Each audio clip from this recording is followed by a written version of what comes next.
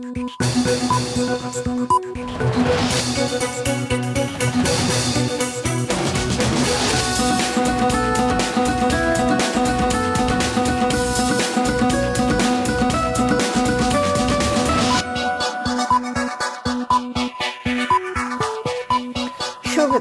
স্বাগত দুপুরের মাছরাঙা সংবাদে আপনাদের সঙ্গে আছি মৌমিতা জান্নাত। শুরুতে গার্ডিয়ান লাইফ ইন্স্যুরেন্স সংবাদ শিরোনাম।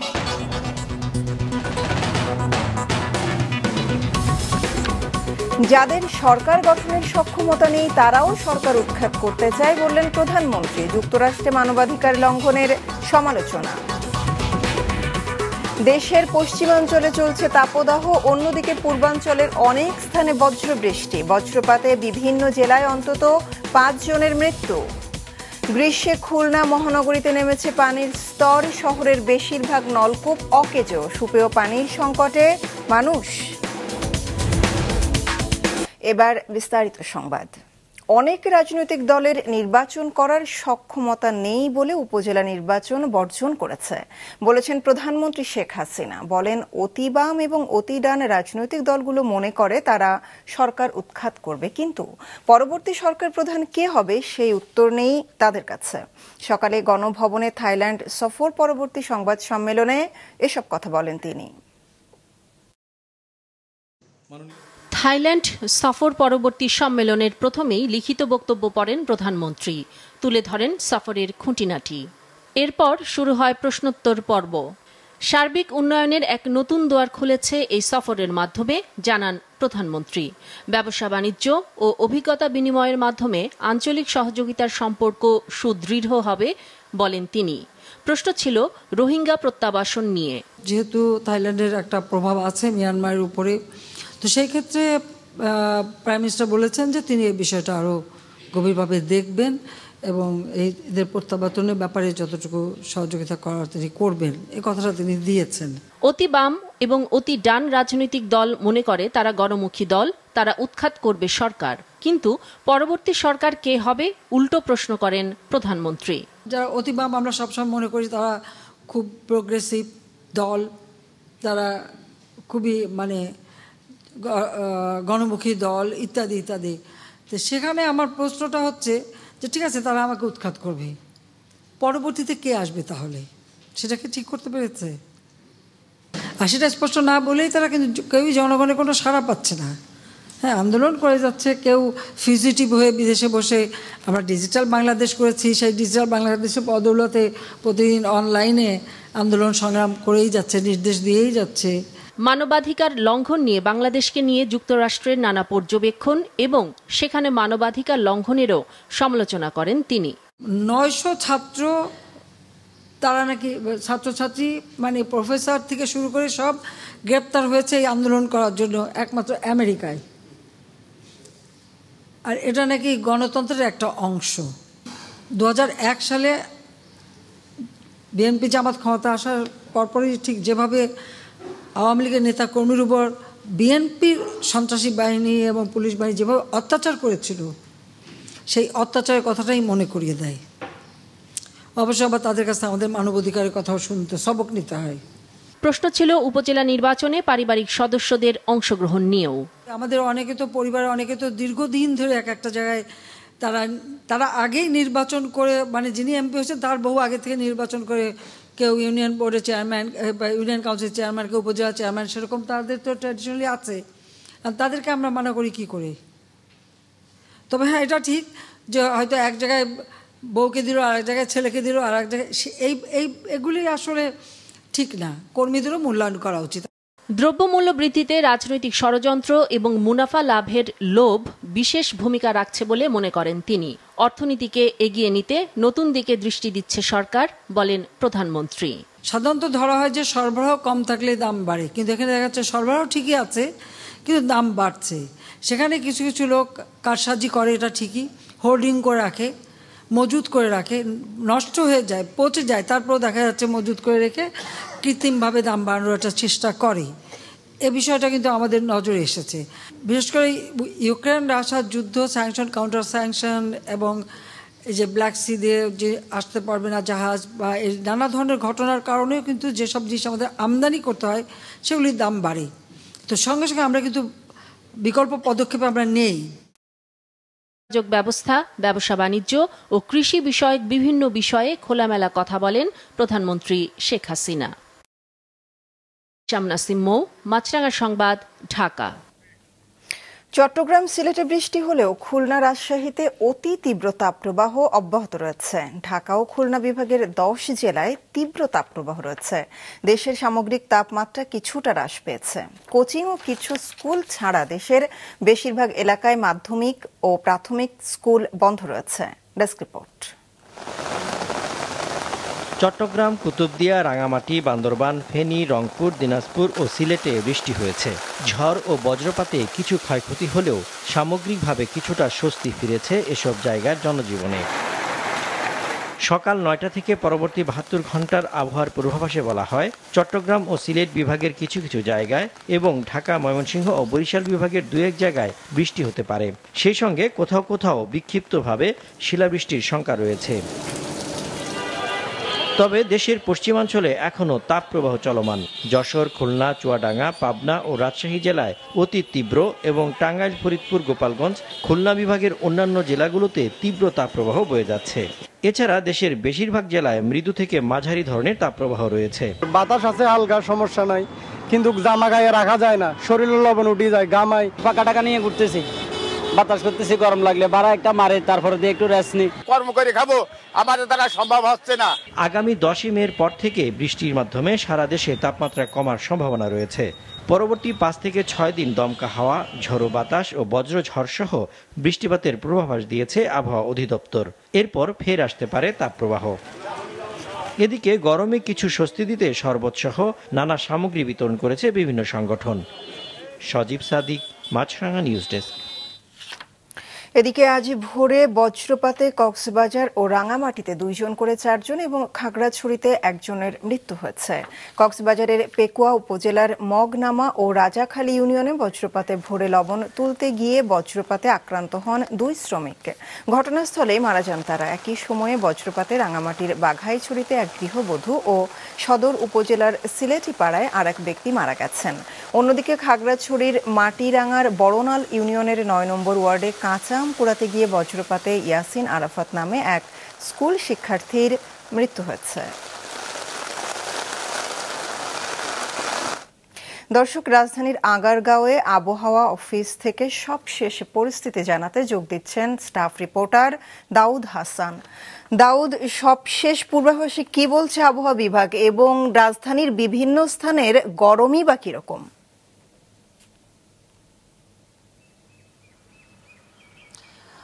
মমিতা, অবশেষে আজকে আবহাওয়া অফিস তীব্র চলমান তাপদাহ যে চলছে তারপর একটু স্বস্তির খবর দিয়েছে। আজকে আমরা আবহাওয়া অফিসে যখন সকালবেলা এসেছিলাম আমাদেরকে জানিয়েছে ইতিমধ্যে ময়মনসিংহের নোয়াখালী, রাজশাহী, চট্টগ্রাম এবং সিলেটের বেশ কিছু অঞ্চলে বৃষ্টি শুরু হয়ে গেছে। সুখবর রয়েছে রাজধানীবাসীর জন্য। তারা আমাদেরকে জানিয়েছে সন্ধ্যার পরে রাজধানী সহ ঢাকা বিভাগের পূর্বাঞ্চলে বৃষ্টিপাতের সম্ভাবনা রয়েছে। তবে এখনই সারা দেশের পশ্চিমাঞ্চলের এলাকাগুলোতে বৃষ্টির সম্ভাবনা নেই জানিয়েছে আমাদের আবহাওয়া অফিস। সেটি হবে আগামী 2-1 দিনের মধ্যেই সেই সব এলাকাগুলোতেই বৃষ্টি শুরু হয়ে যাবে বলে তারা আমাকে জানিয়েছে। এছাড়া চলতি মাসের 15 তারিখের পরে বঙ্গোপসাগরে নিম্নচাপ, লঘুচাপ হতে পারে। সে থেকে কিন্তু 1 থেকে 2টি জলোচ্ছ্বাস হওয়ার সম্ভাবনা রয়েছে তারা আমাদেরকে জানিয়েছে। আমরা রাজধানীর বেশ কিছু এলাকাগুলো ঘুরে দেখার চেষ্টা করেছি। তাপমাত্রা গত কয়েকদিন থেকেই আমাদেরকে আবহাওয়া অফিস জানিয়ে আসছিল তাপমাত্রা কমতে পারে। সেই অনুযায়ী আজকে কিছুটা তাপমাত্রা কমলেও আবহাওয়া অনুভব কিন্তু আগের মতোই ছিল। সেক্ষেত্রে জনজীবনে যেমনটা আমরা গত কয়েকদিন দেখে আসছি, খবর প্রকাশ করেছি, বেলা বাড়ার সাথে সাথে তাপমাত্রা বাড়েছে। আজকেও কিন্তু তাই দেখেছি। রাস্তাঘাটগুলোতে মানুষ প্রয়োজন ছাড়া খুব একটু বেশি বের হয়নি।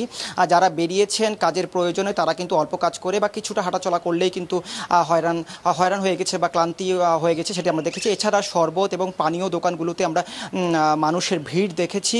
তবে সবচেয়ে বেশি যে ভোগান্তি সেটি লক্ষ্য করা গেছে খেটে খাওয়া মানুষদের ক্ষেত্রে। এছাড়া আবহাওয়া অফিস আমাদেরকে আরও একটি বিষয় জানিয়েছে, আজকে তাপমাত্রা বেলা যত বাড়বে, বিশেষ করে সন্ধ্যার দিকে রাতের দিকে তাপমাত্রা কিছুটা কমতে পারে, বৃষ্টির সাথে সাথে সারা দেশেও তাপমাত্রা কমবে। এই ছিল আমার কাছে আবহাওয়া নিয়ে সর্বশেষ। মমিতা। ধন্যবাদ দাউদ। দর্শক, চলমান তাপদাহ এবং আবহাওয়ার পূর্বাভাস জানালেন সহকর্মী দাউদ হাসান। দিনাজপুর সাতক্ষীরা থেকে তাপপ্রবাহের খবর কিছুক্ষণ আগে জানিয়েছেন আমাদের সহকর্মীরা। চলমান তাপপ্রবাহ দিনাজপুরে অব্যাহত রয়েছে। এখন পর্যন্ত আসলে বৃষ্টির দেখা মিলছে না। তো এদিকে তাপপ্রবাহের কারণে জনজীবন অতিষ্ঠ হয়ে পড়েছে। বিশেষ করে আসলে যারা ছিন্নমূল মানুষ এবং খেটে খাওয়া মানুষ, তারা বিপাকে পড়েছে। অতিরিক্ত তাপপ্রবাহের কারণে আসলে তারা ঠিকমতো কাজকর্ম করতে পারছে না। এদিকে আসলে যে আমাদের যে শিক্ষা প্রতিষ্ঠানগুলো রয়েছে সেগুলো হাইকোর্টের নির্দেশনা মোতাবেক যে আসলে বন্ধ থাকার কথা, তো সেগুলো আসলে আমাদের দিনাজপুরকে লক্ষ্য করেছি যে অধিকাংশ স্কুল বন্ধ রয়েছে, তবে কিছু কিছু স্কুল খোলা থাকতে আমরা দেখেছি। তো এই ব্যাপারে আমরা কথা বলেছি, জেলা শিক্ষা অফিসারের সঙ্গে কথা বলেছি। উনি আমাদেরকে জানিয়েছে যে হাইকোর্টের নিষেধাজ্ঞা আছে এবং সেই নিষেধাজ্ঞা আসলে শিক্ষা মন্ত্রণালয় হয়ে আমাদের কাছে আসবে। তো আমাদের বিগত দিনে আমরা যে বন্ধ রেখেছিলাম, যে আজকের যে স্কুল বন্ধ রাখার ব্যাপারে আমরা শিক্ষা মন্ত্রণালয় থেকে আসলে কোনো নির্দেশনা পাইনি। জেলা শিক্ষা অফিসার আমাদেরকে এমনটি জানিয়েছেন। তো সেজন্য আসলে দিনাজপুরে আজকে অনেক স্কুলেই আমরা দেখেছি যে খোলা রয়েছে এবং আবার অধিকাংশ স্কুল আবার বন্ধ রয়েছে। যারা ভ্যান চালক, রিক্সা চালক, শ্রমজীবী মানুষ, তাদের কিন্তু প্রচণ্ড কষ্ট হচ্ছে। তাদের খাবার পানি থেকে নানান ধরনের সংকটের মধ্যে তারা রয়েছে। তারা তীব্র গরমে ওষ্ঠাগত হয়ে উঠছে। আমরা সাতক্ষীরা আবহাওয়া অফিসের ভারপ্রাপ্ত কর্মকর্তা জুলফিকার আলীর সাথে কথা বলেছি। তিনি আমাদেরকে জানিয়েছেন আগামী 6-7 তারিখের পর থেকে সাতক্ষীরায় এই অঞ্চলে বৃষ্টির সম্ভাবনা রয়েছে। সেখান থেকে আলটিমেটলি তাপমাত্রার পরিমাণ আরও কমে আসবে। খুলনা মহানগরীর বেশিরভাগ মানুষ সুপেয় পানির জন্য নলকূপের উপর নির্ভরশীল, কিন্তু গ্রীষ্মের শুরু থেকে বেশিরভাগ নলকূপে পানি উঠছে না। ফলে নগর জুড়ে দেখা দিয়েছে সুপেয় পানির তীব্র সংকট। এস এ মিলনের ক্যামেরায় মোস্তফা জামালের রিপোর্ট। নলকূপের পানির ক্ষীণধারার এ চিত্র বলে দেয় সুপেয় খাবার পানি প্রাপ্তি কতটা দুষ্প্রাপ্য হয়ে পড়েছে খুলনা মহানগরীতে। ওয়াসার তথ্য বলছে, এবছর গরম শুরুর পর খুলনা মহানগরীতে পানির স্তর নেমেছে অন্তত 35 ফুট। বেশিরভাগ নলকূপ থেকে উঠছে না পানি, ফলে ঘন্টার পর ঘন্টা চেষ্টা করে ও দীর্ঘ পথ পাড়ি দিয়ে খাবার পানি সংগ্রহ করতে হচ্ছে নগরবাসীকে। সাথে মানুষের রুহু বের হয়ে যাচ্ছে, কিন্তু পানি ওঠে না। এই সারা এলাকা ধরে খালি একটা কল, হাত পুরো ব্যথা হয়ে যায়, ঠিক আছে। আর মনে হয় না যে কল আর চাপা লাগে, এরকম অবশ হয়ে যায় হাত। এক কলেজ পানি ছাড়তে 1 ঘন্টা সময় লাগে, তাহলে আর কাজ কাম করার কোনো সময়, যদি পানি দৈনিক এলাকার লোক সবাই এই জায়গায় পানি নিতে। নলকূপের পানির বিকল্প খুলনা ওয়াসার সরবরাহ করা পানি। প্রতিদিন 24 কোটি লিটার চাহিদার বিপরীতে প্রতিষ্ঠানটি সরবরাহ করতে পারে মাত্র 11 কোটি লিটার। ফলে ব্যক্তিগত উদ্যোগে বসানো 10,000-এর মতো নলকূপই খুলনাবাসীর সুপেয় পানির প্রধান ভরসা। গরম পড়লে আমাদের এখানে অনেক কষ্ট হয় পানির, আমাদের পানির পাওয়া যায় না মোটে, আর অনেক দূর থেকে গিয়ে পানি আনা লাগে। রাত 3টা-2টার সময় আমাকে রাত জায়গায় সিরিয়ালে এগুলো রাখা লাগে, রাত্রে আমাকে পানি নেওয়া লাগে। সারা রাত কল চলে, সারাদিন কল চলে, মানে পানি তো মানুষ পাচ্ছে না, কি করবে? আর গ্যাঞ্জাম কার সাথে করবো? ডেইলি কেচাকেচি 2-3 বেলা। ওয়াসা যে পানি সরবরাহ করছে তাতেও বেড়েছে লবণাক্ততা। 2,500 কোটি টাকার বেশি ব্যয়ে 2019 সালে চালু হওয়া পানি সরবরাহ প্রকল্প মধুমতি নদী থেকে পানি সংগ্রহ করে। ওয়াসা বলছে, গ্রীষ্ম মৌসুমে ওই নদীর পানিতে লবণ বেড়ে যাওয়ায় এই পরিস্থিতি। বৃষ্টিপাত না হয় এবং হিট ওয়েভ যেটা আমরা বলি, এবং সেটা হওয়ার কারণে পানিতে আপনার স্যালাইনিটির পরিমাণ বেড়ে গেছে, যেটা আসলে আমার প্রেডিকশনের বাইরে। এটা হওয়াতে আমরা আসলে এখন চিন্তা ভাবনা করছি ভবিষ্যতের জন্য এই ধরনের সংকটকালীন সময় আসে তাহলে আমরা ন্যাচারাল রিজার্ভার করব। খুলনা মহানগরীর পানি সংকটে ভূগর্ভে পানি রিচার্জ ও ভূপরিস্থ পানি সংরক্ষণের নতুন প্রকল্প প্রণয়নের কাজ চলছে, যা বাস্তবায়ন হলে পানি সংকট কাটবে বলে আশা করছে ওয়াসা। মোস্তফা জামাল, মাছরাঙা সংবাদ, খুলনা। চলমান তাপদাহ থেকে স্বস্তি পেতে বাসাবাড়ি কিংবা দোকানপাটে বেড়েছে এসির ব্যবহার, আবার একই সাথে এসি বিস্ফোরণের ঘটনাও ঘটছে। সংশ্লিষ্টরা বলছেন অসতর্কতা এবং ব্যবহার বিধি না জানাতেই এমন ঘটছে। প্রতিনিধি সৈয়দ হাসিবের পাঠানো তথ্য ছবিতে ডেস্ক রিপোর্ট। অতিরিক্ত তাপদাহ থেকে খানিকটা স্বস্তি পেতে দোকানপাট থেকে শুরু করে বাসাবাড়িতে বেড়েছে এসির ব্যবহার। নতুন বা পুরাতন এসি কিনে কিংবা ভাড়া নিয়ে যেভাবে পারছেন ব্যবহার করছেন। এই তাপের মধ্যে সারাদিন কাজ করে এসে আসলে শান্তি মতো ঘুমানো যায় না। ফ্যান চালালে দেখা যায় যে এই গরমটা থেকেই যায়। এই গরম থেকে বাঁচার জন্য আর কি মূলত এসিটা কিনা। গরমের যে প্রভাব, এই প্রভাবের মধ্যে এসি আমাদের এখন জরুরি হয়ে গেছে, সেজন্য এসিকে বর্তমানে বিলাসিতা বলা যাবে না। গত বছর যা হয়েছে তার থেকে 30 বা 35% অলরেডি বেশি চলে গেছে। কাস্টমার আসতেছে, ডিসপ্লে থেকে খুলে নিয়ে যাচ্ছে, সময় দিচ্ছে না। চাহিদা প্লাস ওরা কিনছে প্রচুর, যার কারণে আমরা শেষ করতে পারতেছি না, দিতে পারতেছি না। তাদের চাহিদা অনুসারে আমরা এসি দিতে পারতেছি না। কিন্তু ব্যবহার বিধি জানা না থাকায় এসি বিস্ফোরণে বড় দুর্ঘটনা ঘটছে। সম্প্রতি সাভারের গেন্ডা এলাকায় একটি কাপড়ের দোকানে এসি বিস্ফোরণে দগ্ধ হয়েছেন 2 জন। পরে চিকিৎসাধীন অবস্থায় তাদের একজন মারা যান। সক্ষমতার বাইরে বিদ্যুৎ সঞ্চালন, পুরাতন বা নিম্নমানের এসি ব্যবহার, দীর্ঘ সময় ধরে চালানো, নিয়মিত সার্ভিসিং না করানো সহ নানা কারণে ঘটে এমন বিস্ফোরণ, মনে করেন বিশেষজ্ঞরা। বিদ্যুতের লাইনগুলি আমাদেরকে প্রপারলি যে বিদ্যুতের লাইনটা ব্যবহার করা উচিত তার 1.5 থেকে 2 গুণ মাত্রার বৈদ্যুতিক তার ব্যবহার করা উচিত, যাতে কোনো কারণে লো ভোল্টেজের কারণে যদি হিটিং হয় সেটা আমরা প্রিভেন্ট করতে পারি। দ্বিতীয় হচ্ছে এসির কমন যে এয়ার ফিল্টারটা, এটাকে আমরা সবসময় পরিষ্কার রাখবো, তাহলে এসি নির্দিষ্ট সময়ে অন এবং অফ হবে, তাতে আমার কম্প্রেসারের উপরে চাপ পড়বে না এবং আমার এসিগুলি সঠিকভাবে পরিচালিত হবে। যদি এয়ার ফিল্টারটা পরিষ্কার ঠিক মতো না হয়, অ্যাটলিস্ট বছরে 2 বার অবশ্যই এই এসি মেনটেনেন্স করতে হবে। এটা নিজেরাই চেষ্টা করলে করা যায়।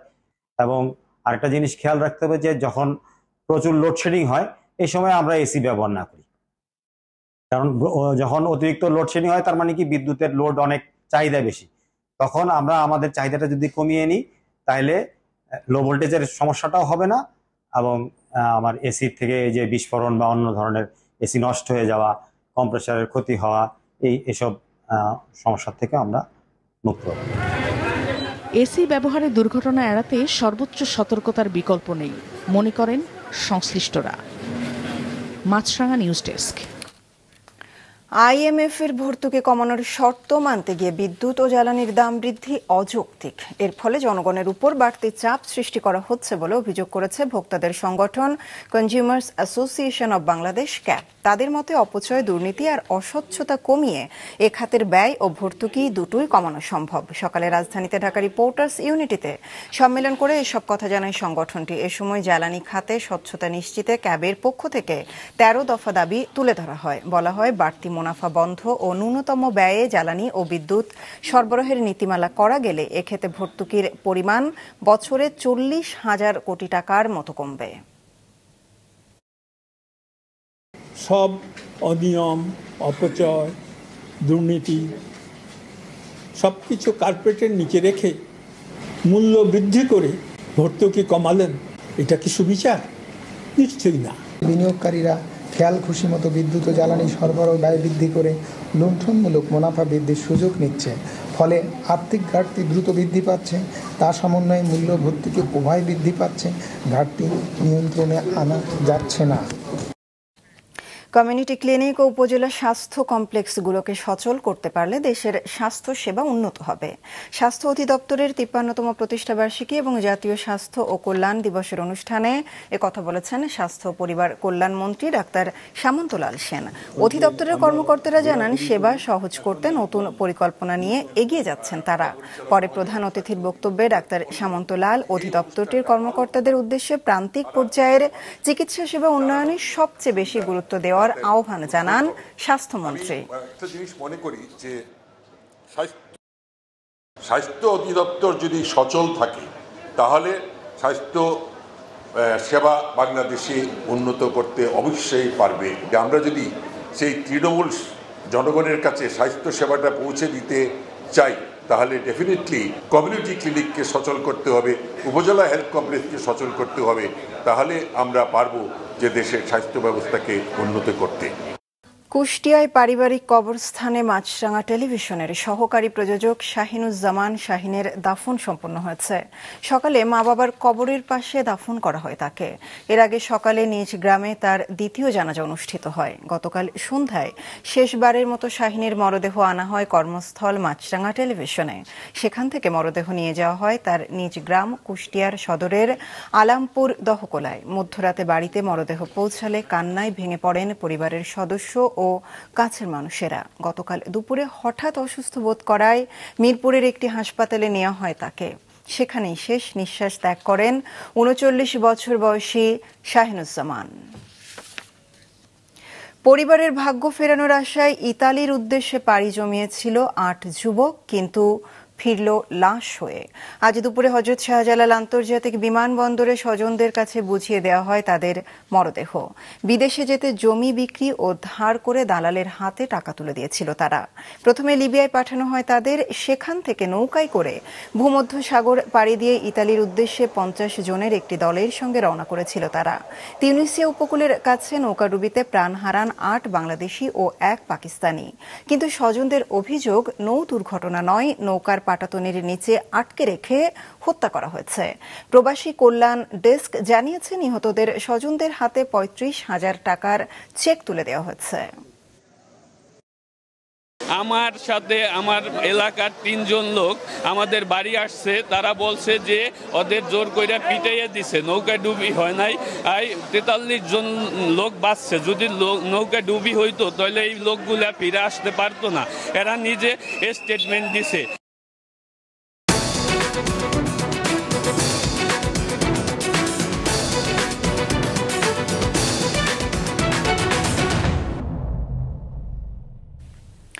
গাজায় ইসরায়েলি আগ্রাসন বন্ধে যুক্তরাষ্ট্রের বিভিন্ন বিশ্ববিদ্যালয়ে শিক্ষার্থীদের বিক্ষোভ অব্যাহত রয়েছে। লস অ্যাঞ্জেলেসে ইউনিভার্সিটি অব ক্যালিফোর্নিয়ায় এ দাবিতে বিক্ষোভরত শিক্ষার্থীদের উপর হামলা চালিয়েছে ইসরায়েলপন্থীরা। স্থানীয় সময় গত রাত ১০টার দিকে তাঁবুতে অবস্থানরত শিক্ষার্থীদের উপর লাঠি সোঁটা নিয়ে অতর্কিত হামলা চালায় একদল ইসরায়েলপন্থী। এক পর্যায়ে রণক্ষেত্র হয়ে ওঠে ইউনিভার্সিটি অব ক্যালিফোর্নিয়া ক্যাম্পাস। সংঘাত দমাতে হিমশিম খেতে হয় পুলিশকে। নিউ ইয়র্কের মেয়রের দাবি, বিশ্ববিদ্যালয়ের বাইরে অনেকে শিক্ষার্থীদের আন্দোলনে উস্কানি দেওয়ায় সহিংসতার ঘটনা ঘটেছে। এদিকে তেল আবিবে ইসরায়েলি প্রধানমন্ত্রী বেনিয়ামিন নেতানিয়াহুর সঙ্গে বৈঠক করেছেন মার্কিন পররাষ্ট্রমন্ত্রী অ্যান্টনি ব্লিংকেন। এ সময় রাফায় সামরিক অভিযান না চালাতে ফের আহ্বান জানান তিনি। দুপুরের সংবাদ শেষ করছি, যাবার আগে গার্ডিয়ান লাইফ ইন্স্যুরেন্স সংবাদ শিরোনামগুলো আরও একবার। যাদের সরকার গঠনের সক্ষমতা নেই তারাও সরকার উৎখাত করতে চায় বললেন প্রধানমন্ত্রী। যুক্তরাষ্ট্রে মানবাধিকার লঙ্ঘনের সমালোচনা। দেশের পশ্চিমাঞ্চলে চলছে তাপদাহ, অন্যদিকে পূর্বাঞ্চলের অনেক স্থানে বজ্রবৃষ্টি। বজ্রপাতে বিভিন্ন জেলায় অন্তত ৫ জনের মৃত্যু। গ্রীষ্মে খুলনা মহানগরীতে নেমেছে পানির স্তর, শহরের বেশিরভাগ নলকূপ অকেজো। সুপেয় পানির সংকটে মানুষ। এই ছিল এখনকার মতো। ফেসবুক আপডেট পেতে ভিজিট করুন মাছরাঙা টেলিভিশনের পেজে। ইউটিউব চ্যানেলেও দেখতে পারেন আমাদের সংবাদ, প্রতিবেদন ও অনুষ্ঠান। আমাদের পরবর্তী সংবাদ বিকেল ৫টায় দেখার আমন্ত্রণ।